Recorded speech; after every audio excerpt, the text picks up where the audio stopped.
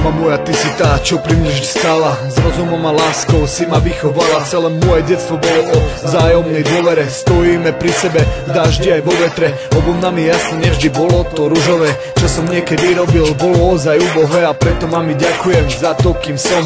Za to, že nebojím sa ísť za svojím snom. Si moja hviezda, ktorá ukazuje smer.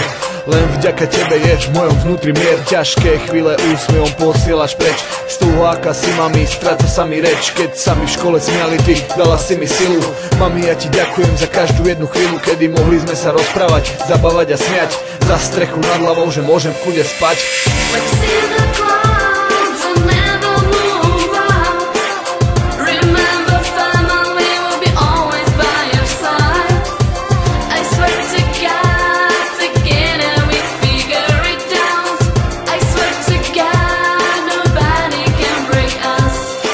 Komunikácia s tebou nebola vždy ľahká, tati, ale ver mi, tvoj život mnohých láka. Máš krásny dar, vždy dosiahneš čo chceš, si môj najväčší vzor.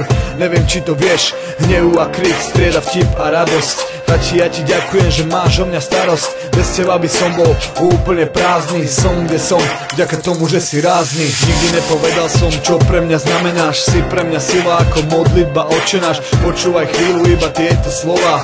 Idú mi zo srdca, toto je pre teba sloha. Ďakujem za všetko, čo v živote si mi dal. Slobodu nebral, za to si pre mňa král. Ty nie si len otec, si aj môj priateľ. Na do smrti budeš môjho života aniel.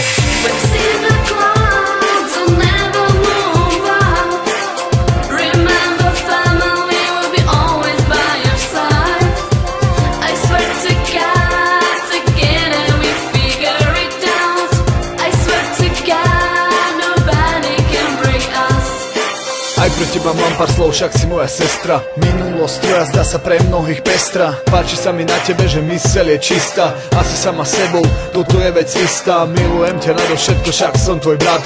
V dobrom aj zlom budem pri tebe stať. Časy sú už preč, kedy mohli sme sa hrať. Nadávky na teba, nazývajme skrat. Nina, toto počúvaj, to nie je tvoja vina, že tvoja svokra je na teba svinia. Povieš, čo si myslíš, a to je tvoje plus. Preto koho pravda bolí, nazýva to mínus. Tak sa prosím riad len svojim srdcom. Však toto nás učila naša mama s otcom. Ja som veľmi rád, že môžem pre vás písať tento text, kde si príbeh nemusím vymýšľať.